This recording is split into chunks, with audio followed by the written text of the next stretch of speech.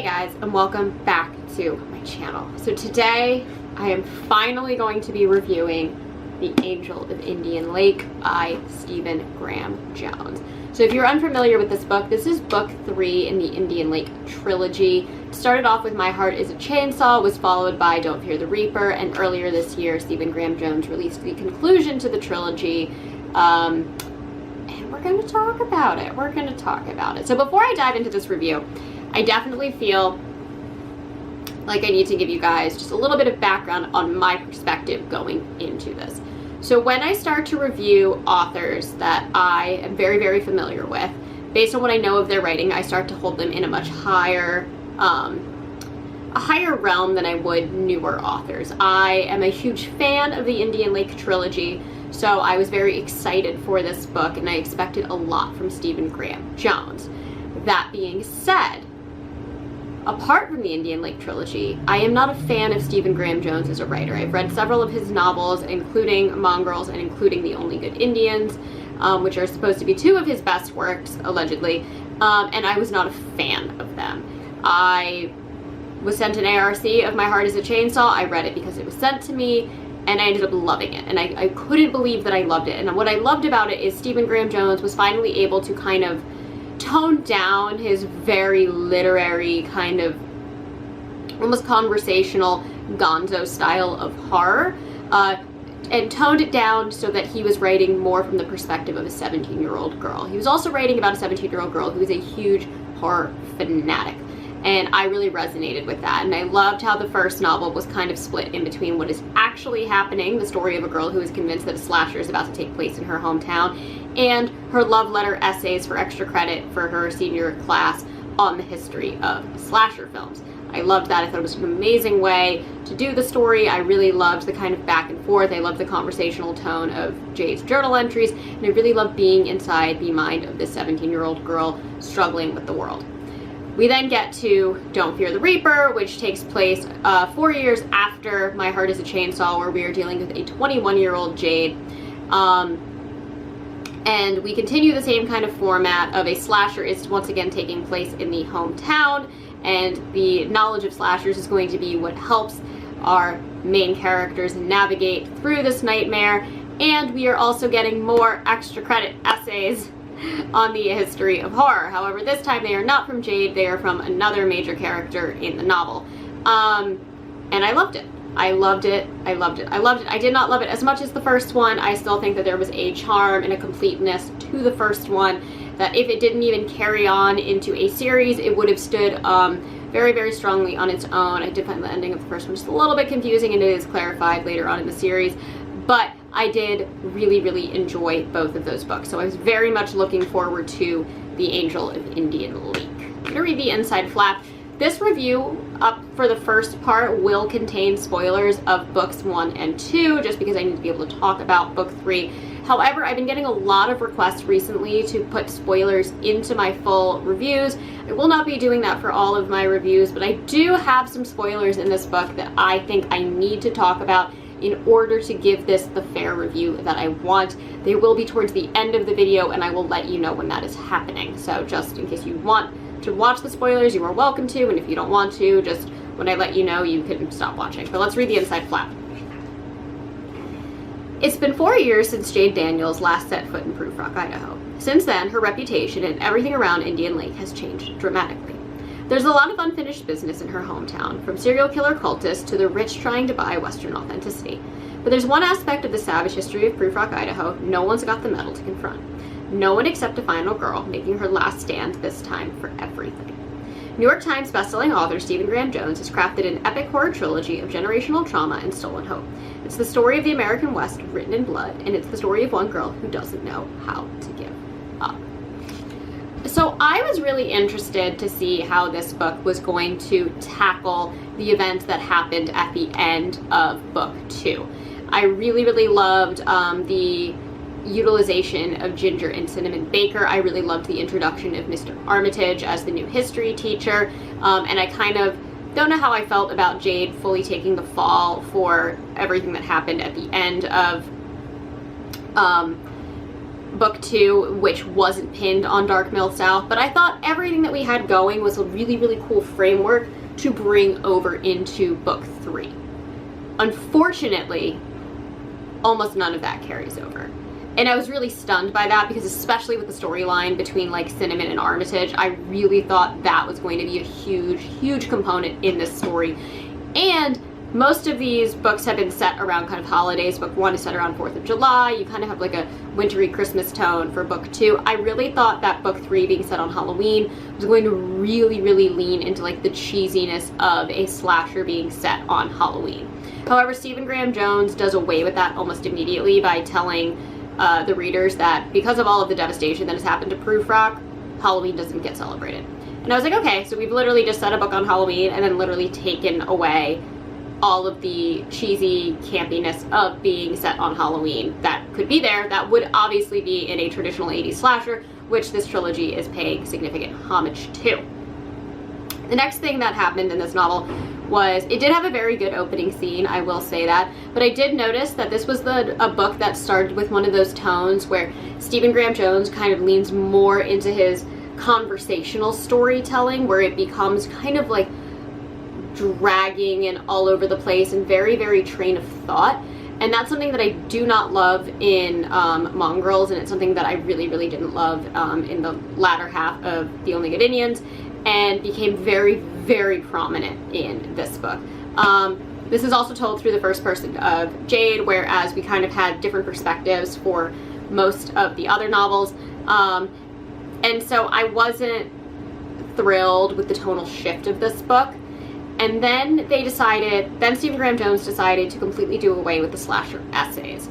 Obviously, Letha and Jade do still love slashers, and they kind of have all these amazing conversations referencing slashers, but sometimes they reference slashers that I was able to pick up the references on immediately, and other times I was like, this is extremely obscure and I'm not sure what they're talking about. Whereas in the past, this would have all been fleshed out in those horror essays. Instead, these essays are replaced with these like private investigator findings of a company that has been stalking Jade and trying to pin certain acts of vandalism on her.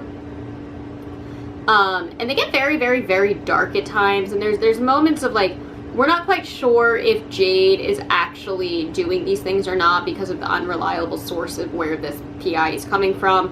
But it just felt very unlike the rest of the trilogy, and it was really weird and didn't really set any kind of tone or help elevate the story at all, and I didn't appreciate that. Another thing that I found really, really lacking in this book was kind of the cohesion of it all. There were 5,100,000 characters in this book. A lot of times it would be a character that was a very minor character in books 1 or 2, kind of referenced in passing, and didn't really give the reader enough background info on why that character was there. Or they were a very, very minor character done previously, then brought up to the forefront for this novel, seemingly out of nowhere, when we had a bunch of other characters that I felt like were more pivotal to this storyline as a whole and should have been brought back for larger roles. So I was very, very confused to see, and not only see all of these strange additional characters, but then to try and follow who every single person was. And it doesn't help that Jade a lot of times references characters by multiple names, either their physical descriptions, who they're related to, or what their actual name is, and sometimes they also have nicknames. And so it just all became very, very confusing, and I found that I really didn't care about any characters except for Banner, Letha, Addie, Jade. And I really didn't care about anybody else. But in previous books, I was able to find a way to care about a lot of these other characters, even in like these minor moments that we have with them. But there were so many throughout this that I just really, really struggled to care about it. I also found Banner's relationship with Jade to be really, really strange. I understand that they kind of have a past, but I felt that book 2 really kind of patched it up. And then our first real interaction between Jade and Banner just felt so angry and negative, even though that they're both kind of doing so much for the other, that it just didn't quite feel right. And sadly, I think one of the biggest things that this book suffered from was Jade is now 24 in this novel. And she is no longer 17, she is no longer 21, so yes, we are supposed to see growth as she has grown up, especially seeing that she has now gone to jail multiple times. But to me, she never acted like a 24-year-old. She acted like this really strange divide of still kind of being this angsty teenager, but also for some reason being like 40. And I just didn't buy her being the age that she is supposed to be. And the same goes for Banner, and the same goes for Letha. And yes, all of these characters have been forced under various circumstances to grow up much faster than they needed to, but the age still just didn't feel like it was there. It was still very, very strange. The kind of acts of vandalism that Jade does and how she's dressing and acting all felt very, very juvenile, and yet then the way that she says things and thinks and speaks also just felt way too mature for her age. Another thing I found interesting is we get this introduction to this character named, I believe, Yazi, who is a companion of Jade's while she is incarcerated the second time, in between book 2 and 3. And I just kind of thought that was an odd thing to just add in there, because Yazi kind of also acted in the same role that Jade's therapist did, where they just kind of were these like beacons of guiding light for her, and yet I feel like we either needed to have them just be one, or Yazi needed to have been a character previously, because it just kind of felt like it came out of nowhere, and it never really went anywhere other than just Jade being able to have these asides about like conversations that she had with this woman. So I found that very, very strange. And I'm going to say this before I get into the spoilers, because I think this is going to be a really nice preface to the spoilers that I want to talk. But I also think that if you haven't read the book, this is something that you should know. This book felt to me like Stephen Graham Jones had no idea what he was doing, and he was just writing it to write it.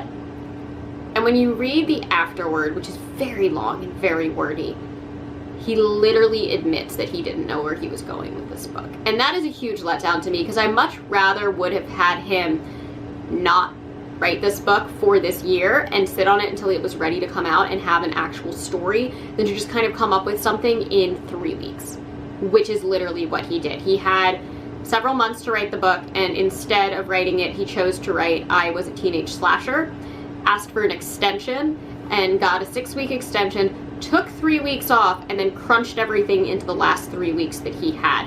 He admits all of this in this afterword. I am not inferring this. This is what is in the book. And this book feels like it. He didn't know where he was going with it, and it really feels all over the place. And there are so many monsters, and how they are activated or navigated or what their function is completely out of left field. And it was so hard to keep track of everything, and nothing made sense. And I am so angry at a lot of things that happened to a lot of characters, especially the ending. So from here on out, I will have spoilers. This is like, if you don't want to watch any more and don't want this book ruined, please stop now. But I'm going to go into it, and I'm going to start with the monsters really quickly. This whole concept of Jade's dad coming back to life, I thought made absolutely no sense. The whole story with Jan Janssen and his sister and her boyfriend and their friend, I don't know where that came from. I don't know why certain graves were being dug up, or if zombies were coming out. I don't know if the lake creatures were coming up. I don't know how it was related to Drowned Town and Ezekiel. I'm not really sure what the Angel of the Lake was. I really don't understand how anything was related or how anything happened, and I don't understand how Jade figured out the whole Drowned Town thing at the end. All of that was just weird, and it just felt like trying to pack so many monsters into one thing, and I don't get it.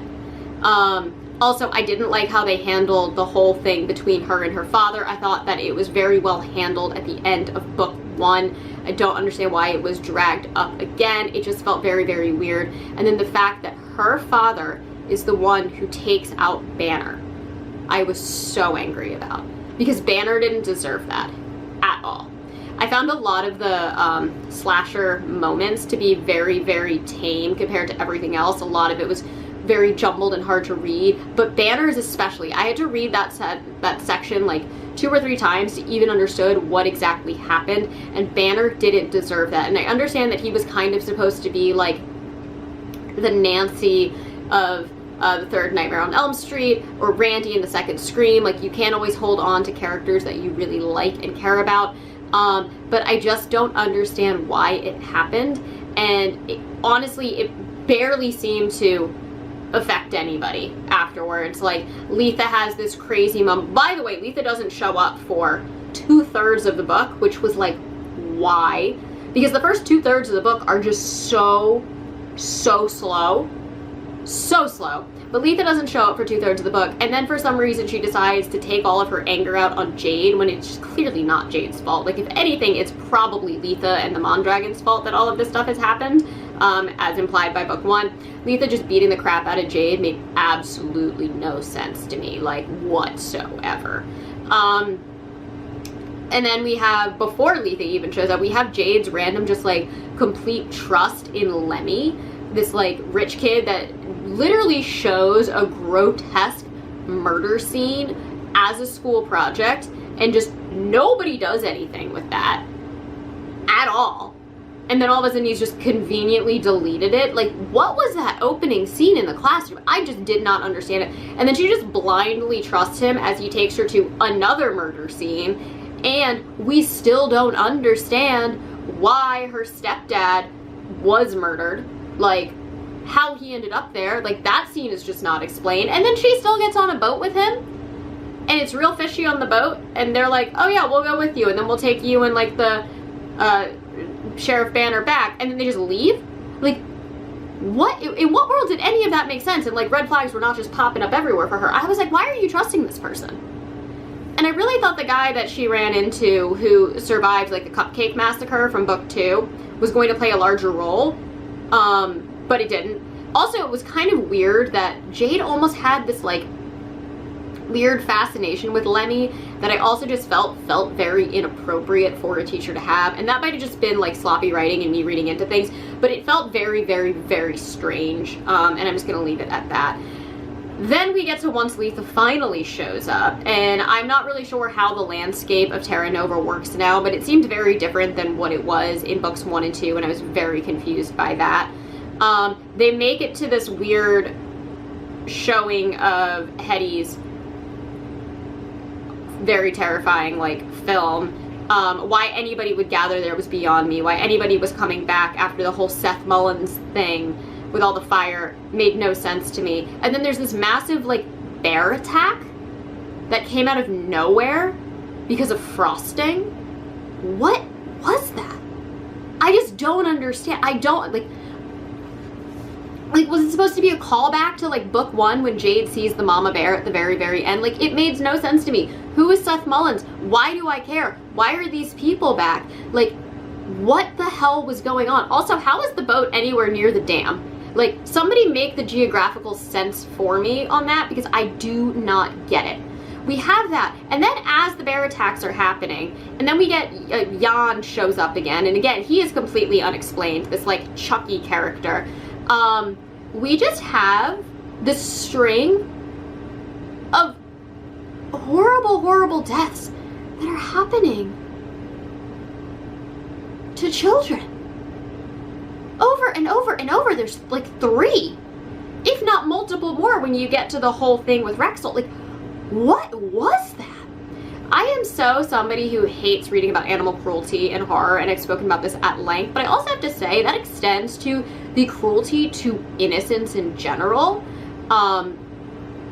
And I just, like, was really appalled by the little girl that's hurt, and then obviously everything that happens with Jan, especially because he's such, like, a pivotal character in that very first chapter. I thought that was brutal, and I thought it was awful, and I didn't understand why it was in there.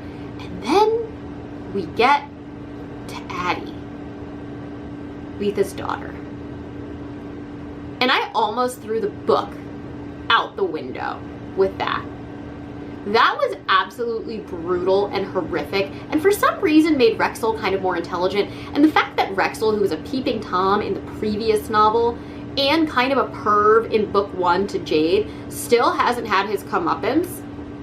And then they imply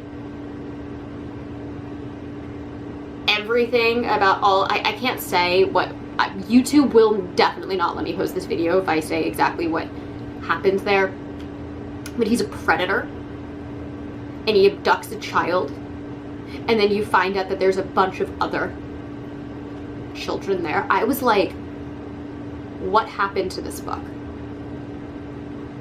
And then obviously Letha thinks that Rexel has killed Addie, and so she horrifically murders him and then releases the footage of it because she's scared his ghost might come back and haunt her. I'm sorry, what? What? And then you find out he didn't. He didn't. He's just a creep. He's just a creep. But it was his, like, great-grandfather or some other relative who was the actual evil, sadistic creep. And that's why all those bodies were there.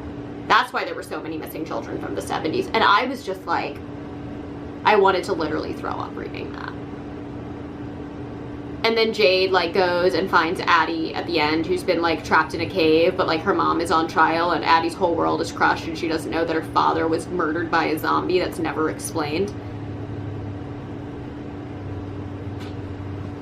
This is a 2-star read, and the only reason it's not a 1-star read, I think is because I willingly continue to read it. I was so angry reading this book. I found the ending absolutely depraved. I found the actual decimation of all of our characters absolutely infuriating. And they make Cinnamon Baker out to be this, like, crazy mastermind in book 2, and I really enjoyed her storyline. I was really, really interested in the whole Cinnamon Ginger Baker thing. And then it's literally like she's barely an inconvenience when she shows back up in the book. And that was a whole other tangent thing. Like, how on earth did somebody sneak in, kill Jade's therapist, disguise herself, and convince Jade that it was her? Like, it was the laziest writing I think I've ever read from Stephen Graham Jones and many, many, many, many other writings. Also, like, was there supposed to be, like, a werewolf? Like, is this a bear? What is this? Like, I still don't understand what happened in the opening scenes. I don't get it. I'm not sure what happened in this book, but I hated everything about it. The core essence of Jade was not there. The core essence of a love letter to slashers was not there. It was just an absolute jumbled mess. And I'm so bummed because I really thought Stephen Graham Jones was slowly making me like him as an author, because I did love My Heart is a Chainsaw and Don't Fear the Reaper, but I wish this book didn't exist. Maybe I'll go and read I Was a Teenage Slasher, because that is what he chose to write over actually giving this the justice it deserved. But this was like Game of Thrones season 8 for me. I am so angry and disappointed in this book, and just the core essence of everything I loved about this trilogy ruined. And in my mind, this book just doesn't exist. It doesn't exist, because this should have been about Cinnamon, and it should have been about Armitage, and the whole storyline with Letha and Addie and Banner, the way that it is in this book, does not need to have happened. There was no reason for it. There was no reason for zombie parents. There was no reason for Drown Town. There was also, like, how is she like, we have to crush the town. We have to just sink this boat into this town that's been down there since the 1800s, and that'll stop everything. What? Also, where was the Angel of Indian Lake? Where was the Angel of Indian Lake? And, like, the survivor of Dark Mill South, who, like, for some reason just kept getting brought up over and over and over and over and over again in this novel. Just, what was she in this book? I'm not sure. Was Jade hallucinating that? And then they have that whole, like, sequence where the PI for, like, Baker Solutions is like, oh, like, maybe Jade tried to off herself, and then Jade's kind of like, yeah, maybe I did. I don't really know. Like, we're tackling that now? Ooh, my rant cut out. No, so they're tackling that, and it just came so out of left field and felt so uncharacteristic for Jade, and just sloppy writing on Stephen Graham Jones's part. And I just didn't understand how in his previous novels he had handled such heavy topics, especially concerning Cinnamon and Ginger and what happened to Jade with her dad, so tactfully, that he takes this massive thing to just drop on the reader and be like, did it happen? Did it not? We don't know. And then we also have this horrible visual of Jade where she's like this teacher wearing pantyhose and like heels and a pencil skirt, and she's taking like spray dye can dollar store hair dye and dyeing her hair, and we're just supposed to be like, oh yeah, there's that professional. Like, I just didn't understand her characterization, and it's trying to show growth, and it's trying to show her following the footsteps of her previous history teacher, and yet also just like obliterating everything we have about her character up until this book. Like, I have just never been so angry and so disappointed in a book. And I'm one of those people, I don't love reading series, especially because you have to really commit time and effort to understanding and reading everything and remembering who all the characters are and remembering things from the past. And usually series are okay with like trying to refresh your mind on who everybody is. And Stephen Graham Jones just said, screw you, I am not telling you who these people are. Like, you better remember, you better understand this lore. It was written at some point. I'm gonna bring up something that happened all the way in book 1 and hope you remember it by the end of book 3. And I couldn't with this. I couldn't with this. And I'm so disappointed because I really loved My Heart is a Chainsaw. I really loved Don't Fear the Reaper. But again, this is just season 8 of Game of Thrones. I'm just gonna pretend it didn't happen. I'm gonna tell myself that it ended on that open-ended, kind of sort of cliffhanger on what's happening with Cinnamon and Armitage, and Jade goes to jail at the end of book 2, and be happy with that. I'm gonna try and be happy with that because I am so nauseated by this. What is this? Just like, where was the Angel of Indian Lake? The therapist thing of Cinnamon dressing up as her therapist and like Jade not knowing, I was just like, in what world does that happen? In what world does that exist? How am I supposed to believe that that's a thing that a 21-year-old girl can pull off? Like, it made no sense. It was such lazy writing, and I'm gonna read I Was a Teenage Slasher because I guess that's what he wanted to write instead of giving this the proper send-off that it deserved, but I hated this. And again, it's 2 stars. 2 stars. It's very, very, very rare for me to give a 1 star. I have to pretty much be offended by the book, and even though I am grotesquely upset and offended by everything that happened with the younger characters in this story, I am nowhere near as offended as I have been with like River of Ashes or The Witching Hour by Anne Rice. So this does stay at a 2 stars, but I really wish I hadn't read this book, and I'm really, really, really angry. And this might be the most disappointing read of my 2024 anticipated list. So there we have it. Anyways, that is all that I have for you guys today. As always, I try to post every Monday and Thursday, sometimes on Saturdays. If you enjoy these videos, please let me know in the comments down below, and also let me know what you guys thought of this trilogy and the conclusion of this book. Because I am just flabbergasted by it. And I will catch you all in the next one. Mwah.